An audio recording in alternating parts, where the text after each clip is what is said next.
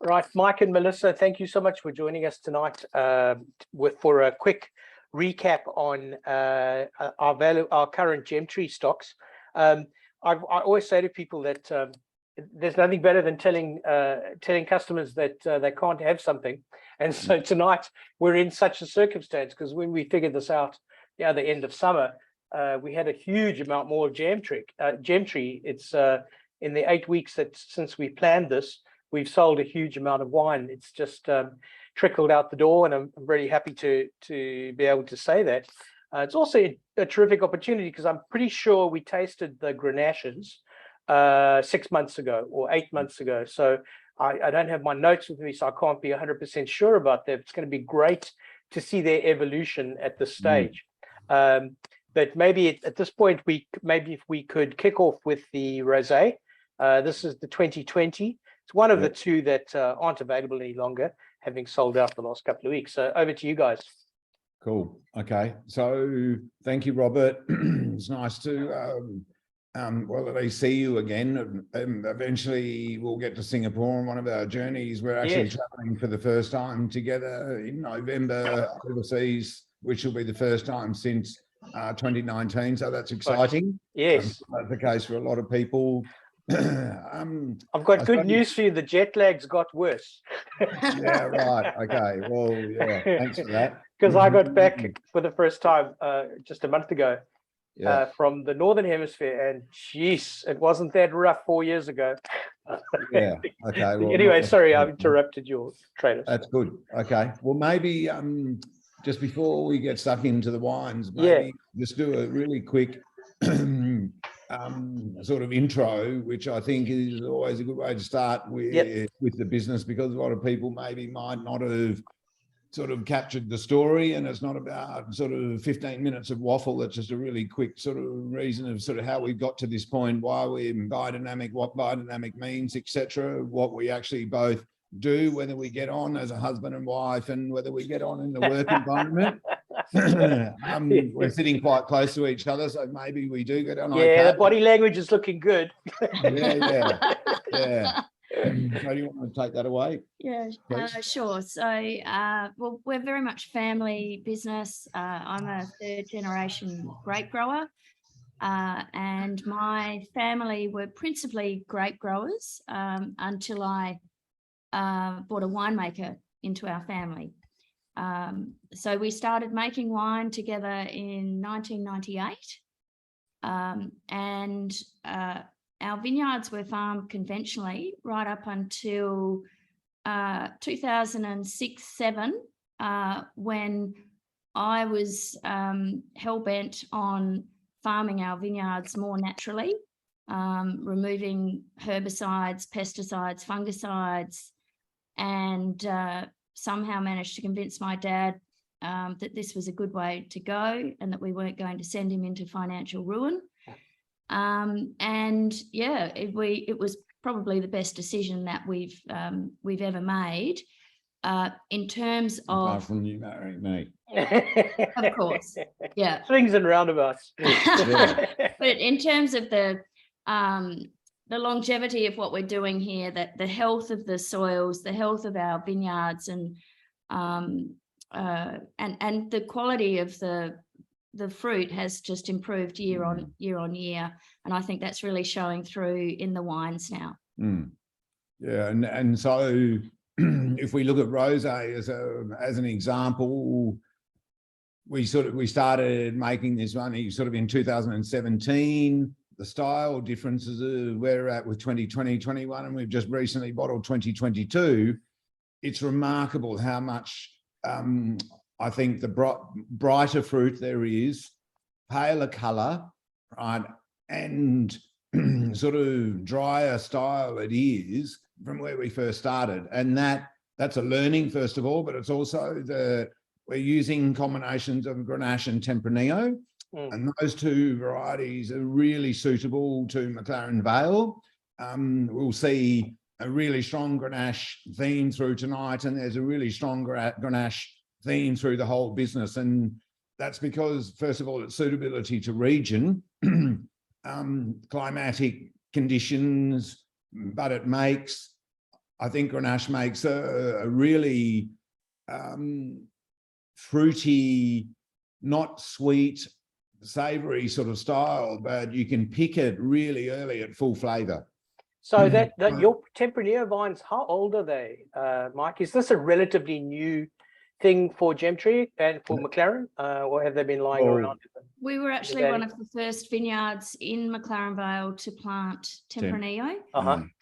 So we planted it back in 1999. Okay. I think so 23 years or so. Yeah, so there was only about 120 hectares in Australia when we planted. Really? I guess just reading vintage reports and sort of general holistic analyses of the Australian wine business, that's the kind of vine that, along with Grenache, is going to become more and more prevalent in the hotter regions of Australia. There's no question about it. So I'm super excited to see that starting to evolve. I think back years ago when Dean Hewitson, I think that was the first Tempranillo I ever tasted out of Australia. But I think his vines had been there for a very long time. And then I didn't come across much Tempranillo at all for quite a long time.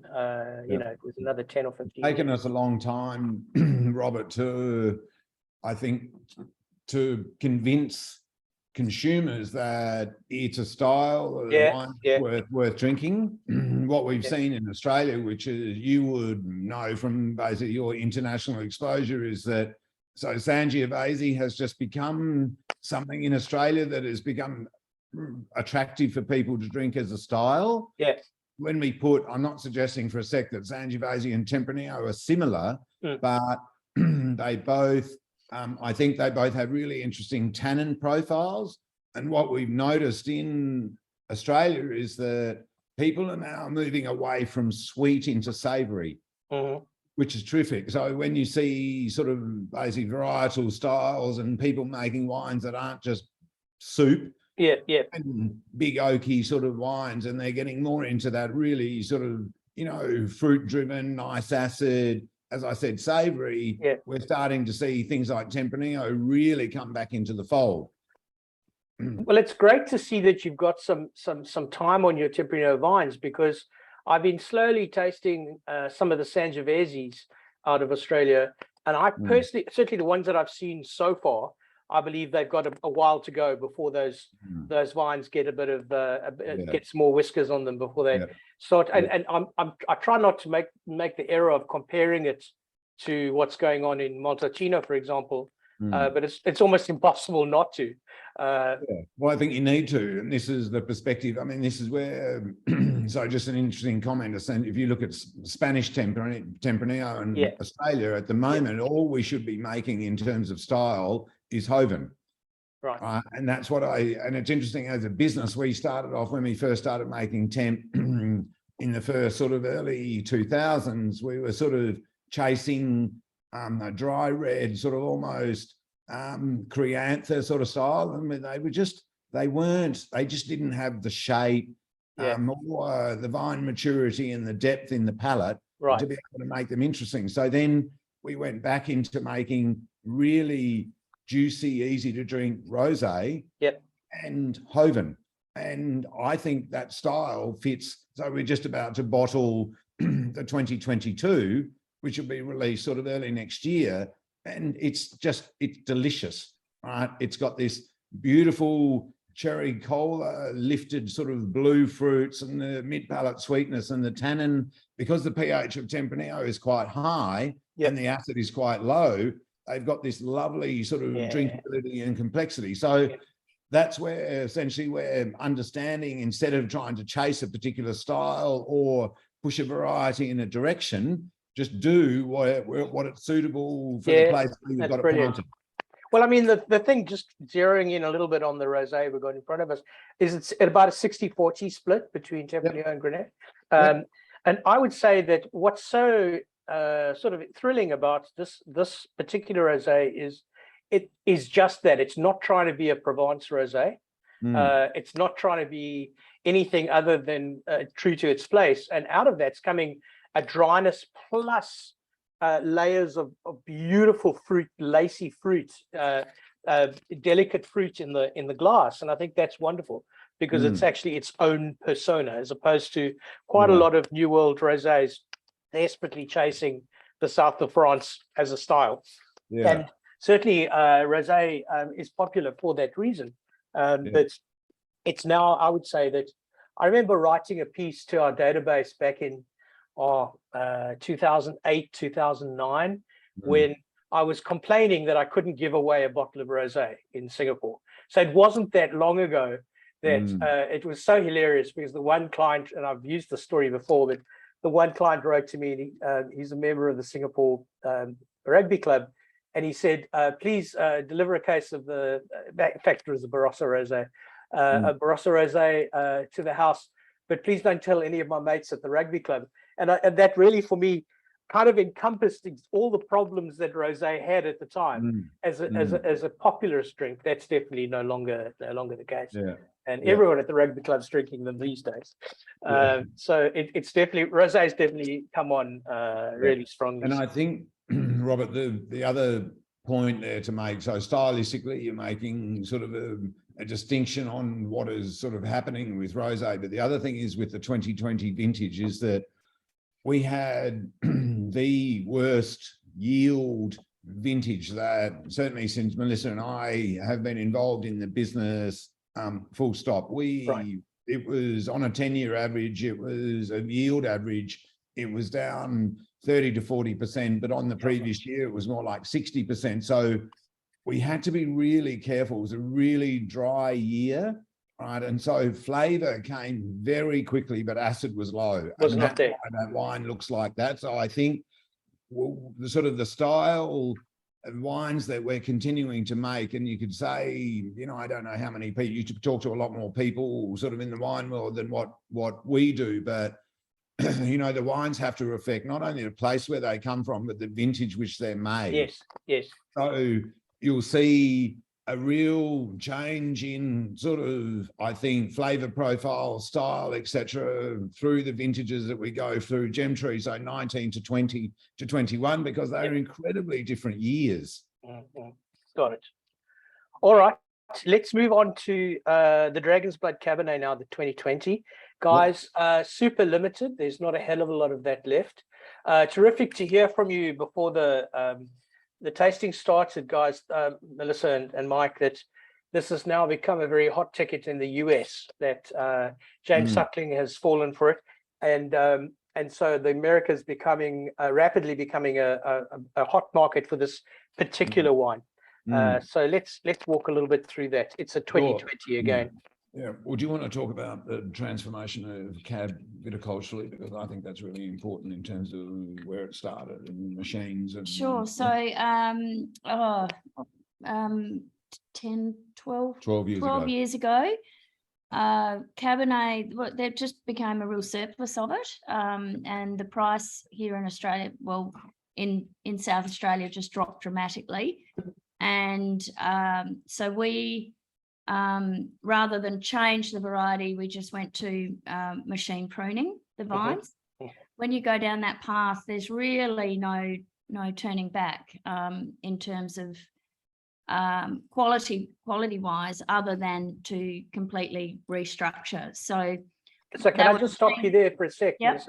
So you're saying that by industrializing the pruning process, you're turning the vine into something that cannot change back into something else, and is that right? Well, you have no control over the yield or the quality, really, because of the structure of the vine. Oh, got it. Okay, right. Trimming it, and so you've got all these buds and not great canopy structure. Right. So we knew that if we were going to make good Cabernet, we needed to do something pretty drastic to bring it back. Because our Cabernet was planted in 1989. Right. So got a bit of time on it. It's got a bit of age on it. So it's taken us about 6 years to restructure it. And the way that we've done that is by with Shiraz, you can cut it off at the trunk and it will grow back. Comes back. The Cabernet, it's not as vigorous, and so you sort of have to keep a couple of canes to train down, Right. and then you just cut the rest of it away. Right. So we've slowly been doing that across our Cabernet vines, and we're now back to single cordon, hand pruned, and yeah, we're starting to see some good quality out of it. So with that, going back to hand pruned, it's definitely a step. Are you able to do that as a result of you getting better return financially for the fruit, for the varietal? Is that what defined your transition from industrialized pruning back to hand pruning? Is that what makes the difference or defines the changeover? Yes, because Got it. as machine pruned, it was only ever going to be a certain value. That was Right. never Got going it. to move. Okay. Yeah. So so now that we do have better qualities, which is making better wine. Yeah. Yeah. Yeah. Sorry, Robert, you go.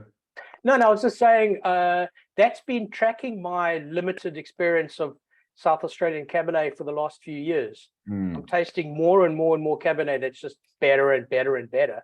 Yeah. And in fact, I had a discussion at Pro Wine this week with a producer who's very famous for his Shiraz. And I said, I hate to tell you, but I'm loving your Cabernet more than your Shiraz. Please don't shoot me. And it's definitely something that I've actually become super interested in is the evolution of McLaren Cabernet and Barossa Cabernet, because they really have been the outliers for a decade or so. But I think they're undervalued for the quality that you're getting. I've taken a long way around of explaining. And not every market essentially is going to want McLaren Vale Shiraz, and this is where the opportunity with the US has come about.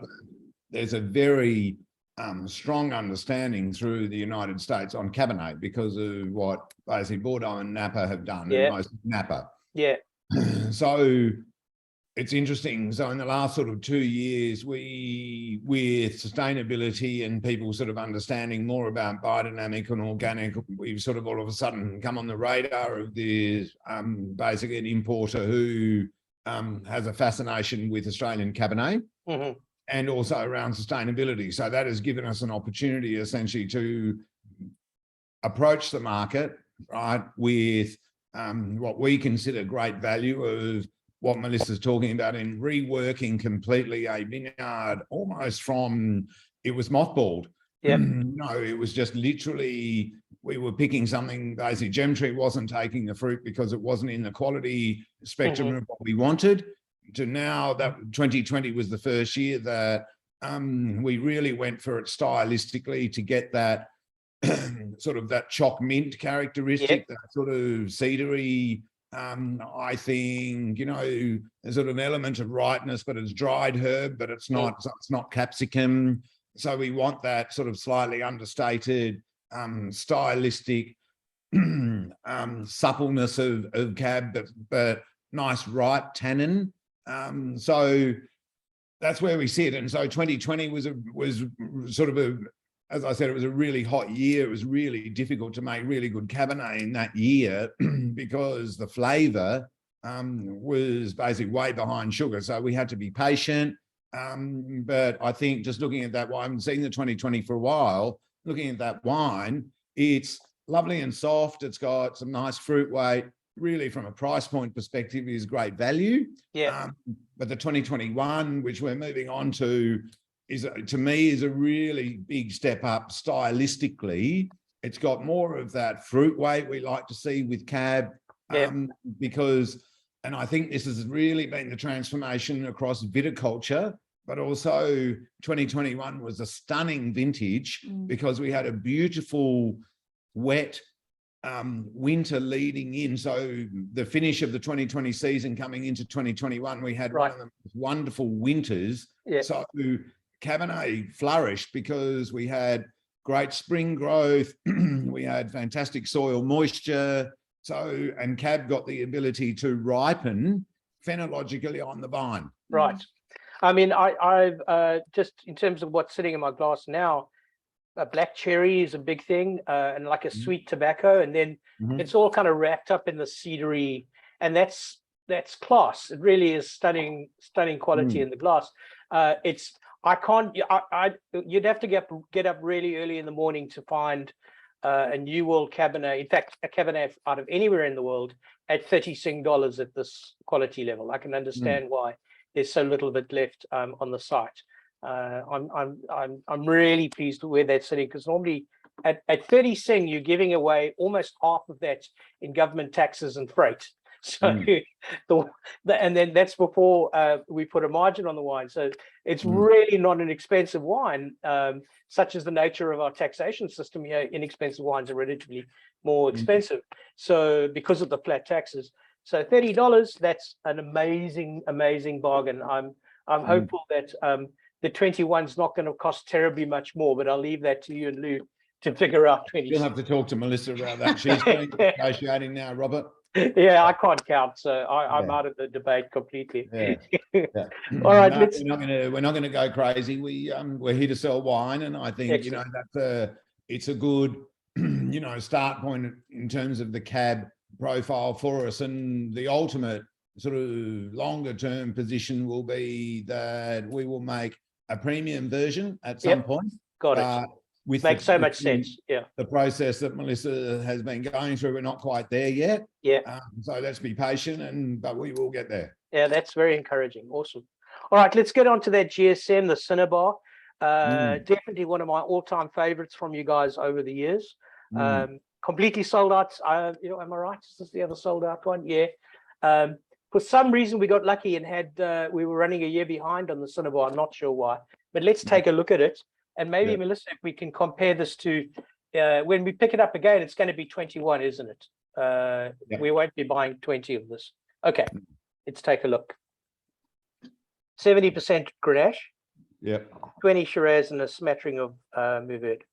Yeah. So I think this has been well, first of all, the variety has been a massive. So Grenache has been a massive work in progress for us. So when the transformation in the vineyards, when we're talking about Cabernet, Melissa's also been cutting what we call either not fit for purpose varieties or vineyards essentially that aren't in the right soil profile, often grafting.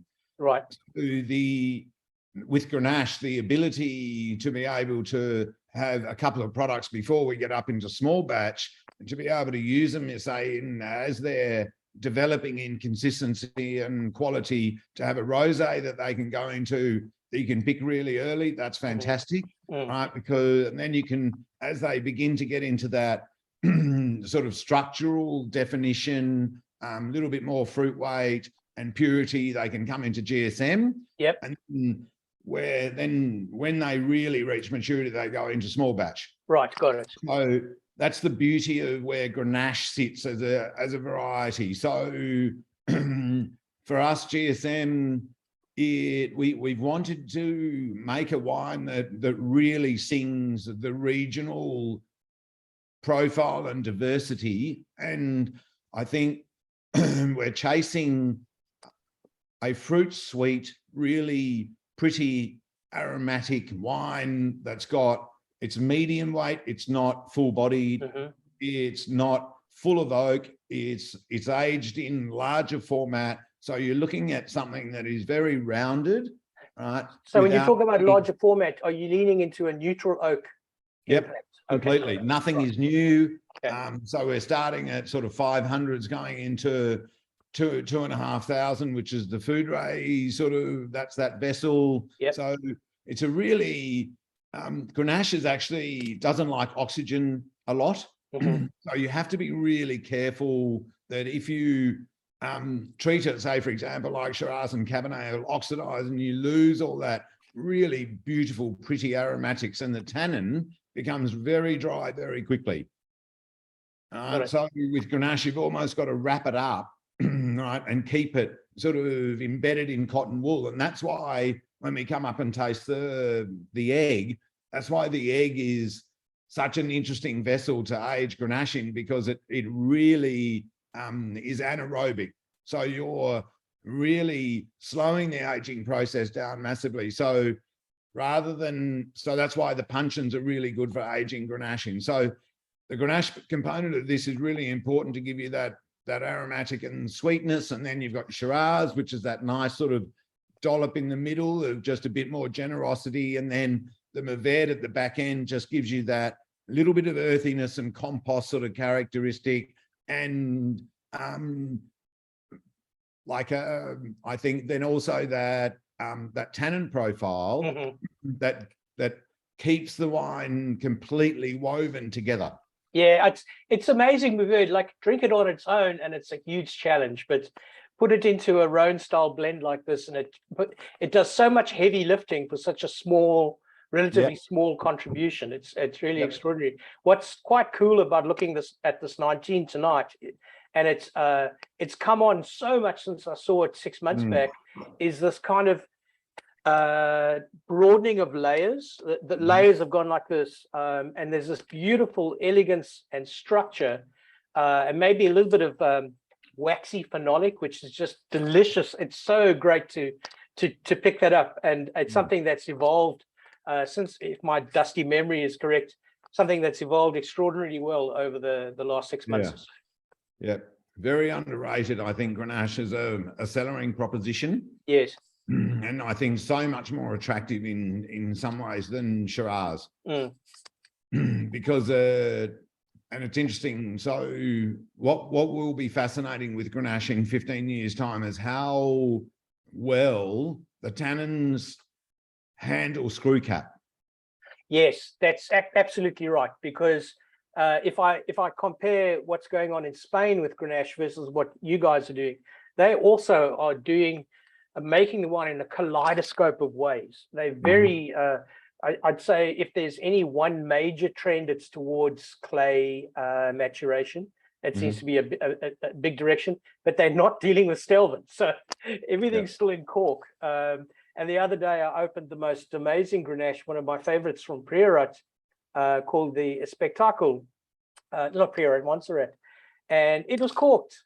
And it's a great wine. It's a wine that is just in my top 5 maybe that I love the most, and the cork stuffed it up. And I wish the Spanish would embrace it, but it's not going to happen. So unfortunately not. It's interesting because I remember the very first time I tasted a really old Australian Grenache would have been maybe 15 years ago. So let's call it turn of the century, and it was in 1982 from Uncut, Clarendon Hills. And it blew me away because it was on a big table late at night. I had no idea what I was drinking, but it was so statuesque and had this, it was obviously older than everything else on the table, but it had this incredible gravitas about it. I think that was the moment that I fell for Australian Grenache in a big way. In fact, probably Grenache as a whole. It was my defining moment. And I agree with you. I think that it will probably, in my opinion, if I think about the Spanish experience, I would say that it will even outlive Tempranillo in the long run.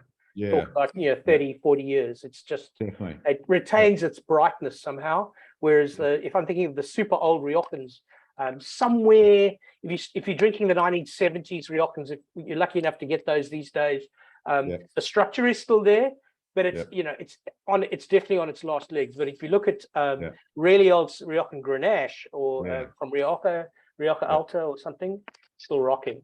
It's very interesting. I think, Robert, the key there is in pH. Oh, really? Without doubt. So the beautiful thing about Grenache in regions, so if let's say you have altitude or you're close to the sea, is that you can be picking. So we picked Grenache this year, 2022, at white wine pH 3.1. Yowza. Extraordinary, but the acid was sort of around 6.5 grams. So by the time it goes through malolactic fermentation, it's about 5, right? But the pH, so you that's fantastic for preservation, right? So if you're looking long term, so as long as you don't have aggressive tannin, so you've got the flavor, the fruit sweetness, the alcohol, all of that is in balance. Your tannins aren't too astringent, but you've got this beautiful pH. So the difference with Tempranillo and Grenache, Tempranillo essentially will end up at a pH of 3.8, Right. and Grenache will be at 3.2 or 3.3. That's interesting to know. That's really interesting to know. So therefore, when we're looking at long term, Mm. you're absolutely right. Grenache will absolutely barrel. Outstrip that. Yeah, that's Yeah. different, yeah. That's My good. opinion. Thank you. I'm gonna quote you and throw that down at my next dinner. No worries. Yeah. All right, let's look at these two Grenaches together, SBO and the SBE. Yeah. It so happens as we have about 24 bottles of each left at this stage. And maybe you can compare and contrast the soils and what have you between the two. Sure. So beautiful old vineyard to begin with. And I sort of structurally, this has been the one variety, I think, in the region that hasn't been adulterated by man to make it commercial. Right. So a lot of the beautiful old vine material is still in the goblet, basically bush vine form. And that's where you get this amazing concentration. Essentially, instead of looking for yield, it's actually the opposite. They're self-regulating, and you've got them in mostly beautiful free draining soils. So the concentration and power comes first of all from the vine and the location. So that's a great start. And then, so 1946 planted vineyard. So you've got something that's 70 something years old. Yeah. Then the treatment essentially comes into the winery. We make it as we do with normal Grenache. There's not a lot of whole bunch that goes in here because the vineyard in 2020, the stalks actually had disease. So they had powdery mildew, so we didn't want to use any of that in basically the ferment at all. Then goes through fermentation and then gets separated, one across into the concrete egg for aging and one into a large format oak barrel. Right. The differences are quite pronounced. You've got the oak, which is really open right now. It's got that, I think, varietal lift. It's got the raspberry. It's got almost sort of rhubarb, a bit of cherry, and the tannins are quite open. And then... So guys, that's number 4. Mike's talking about number 4 now, the SBO. Yep. Sorry. And then it's interesting, Mike, because if you're looking at the phenolics of these two, the SBO is right out there. It's climbing out of the glass and demanding attention, whereas the SBE is way more muted and quiet on the nose. Yeah, Sorry, so there's good reason for that. So with the aging process of the concrete egg, that's very anaerobic. So the oxygen ingress is almost, I'm not going to say nil, but it's very, very small. So therefore, you've got a very tightly woven wine that hasn't actually, first of all, had any air, which I think is terrific for long term. But when you pull the cork out of the bottle, it's still really closed. Whereas the Grenache, the oak is really open and ready to go. But the egg is basically hasn't even come out of its shell yet. So that's the really subtle sort of differences, I think, in the aging. And the reason we're doing this is that we want to be able, I think it's not about, let's say, manipulation by human intervention. It's just showcasing that you've got a beautiful raw material that you can put into 2 different vessels that takes on a completely different personality. Yeah, it's extraordinary. They are almost not even siblings. Like when you taste them side by side like this, I think that the SBO is like directional and quite linear actually, whereas the egg is rounder. It definitely has the sense of elbows out and kind of lush and poised in the mid palate. It's an extraordinary. I think it was Jeff Grossett that speaks about wine in terms of geometrics. It's the first time a winemaker had ever spoken about geometrics, and it's had a bit of an impact on how I taste wines these days. And it's so clear in these two, putting them side by side, what he was on about there. Really, really interesting. And so, just sort of, I guess, touching on what we said a little bit earlier, you believe that number 5, the SBE's probably got more longer term cellaring potential because of that anaerobic stasis. Without doubt. Yep. And looking at basically, going back and looking at the 20 20s because we're tasting our way through the 2021s. Yeah. That the evolution of the oak version of the 2020 Yeah. has moved forward a lot faster. Yeah. So yeah, I just think probably the egg is probably 12 months behind. Yep. Okay. That's I bang on with you on that in terms of that differentiation. It's also, I think I lean into the egg more because I'm kind of obsessed with that way of making Grenache. I like the calmness of it. There's something that's very gentle. I don't want to use the word pretty because I think it's possibly demeaning.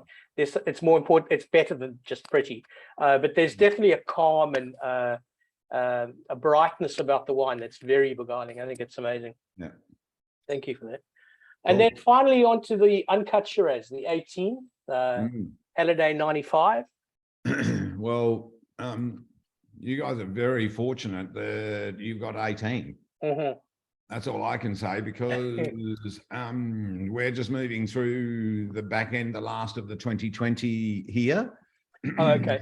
So 18 was a stunner. 18 was a vintage that I think had power, but it had grace. Yes.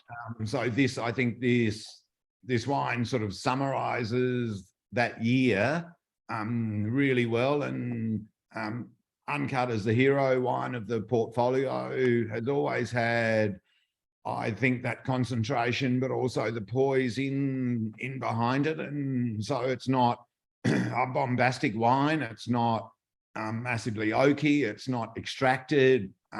Yes, it's got oak in it, but it's sort of 18 was, I think, quite a red fruited year. So we got all that prettiness of, I think, red opposed to sort of darker spectrum. So getting too right.